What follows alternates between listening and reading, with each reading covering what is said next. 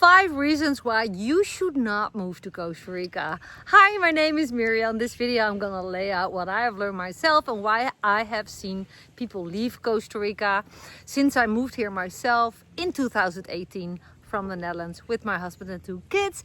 If you're new to the channel, feel welcome to subscribe. Just tap one of the little icons on the screen or go down below this video to the description to subscribe and to learn more about what it is that I do to make my living and to teach others on how to build a remote business from anywhere in the world, also from Costa Rica, like myself.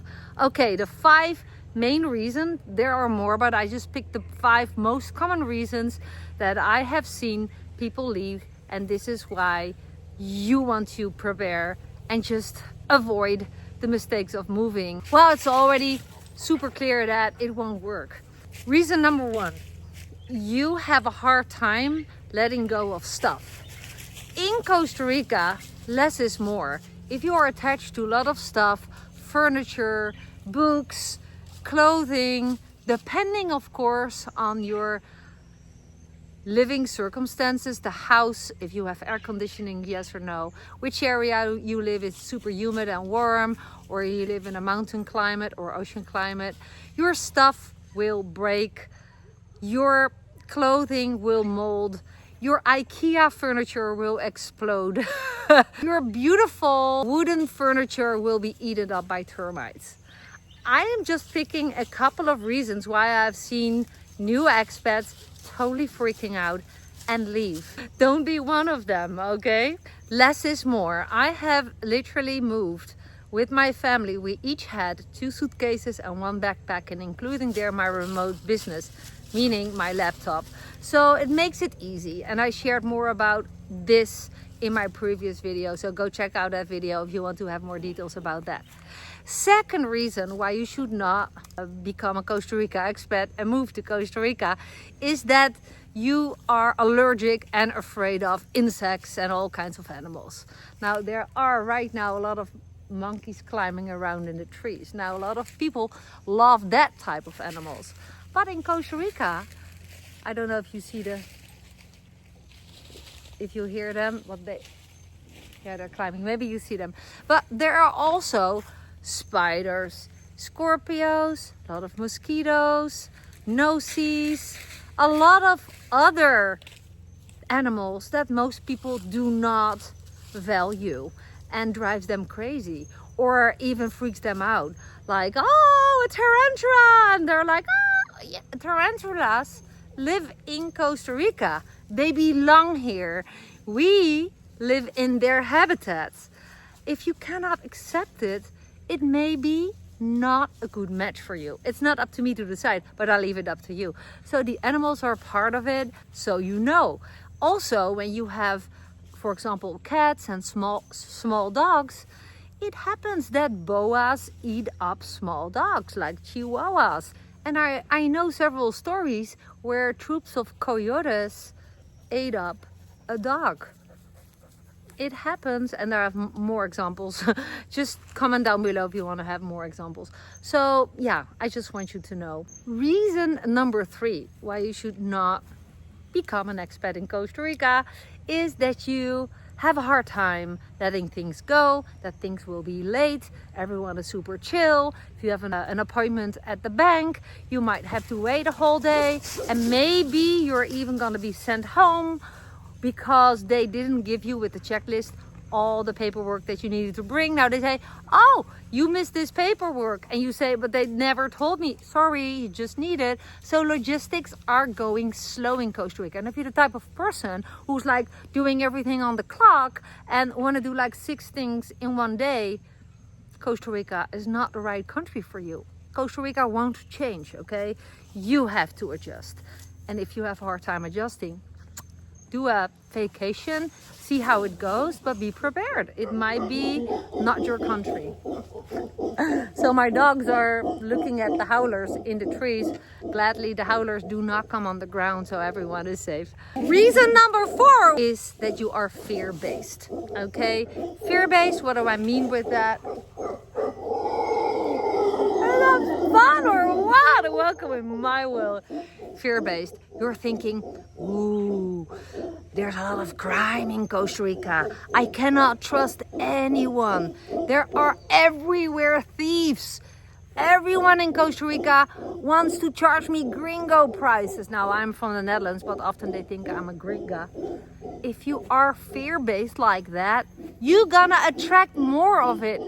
Change yourself first, then move to Costa Rica. There are, of course, thieves in Costa Rica. There is, of course, crime in Costa Rica, like everywhere in the world. Just be mindful. If you go live in a suburb in San Jose, it can look super nice at daytime, but it can be a very dangerous place, like a ghetto at nighttime. But that's the same in Amsterdam or The Hague, where I come from.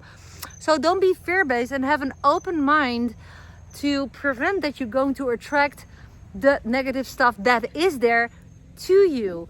Create a frequency of positivity around you that will more likely attract positive people, circumstances and opportunities to you. This is why my life always ends up amazing, even through challenges. And I've had challenges, and I'm going to tell you more about it in the 5th reason why you should not move to Costa Rica, because you won't make it.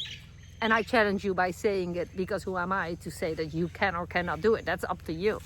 Okay, reason number 5 is you would freak out if there was for a couple of days no water coming from the tap, no electricity, or no Wi-Fi.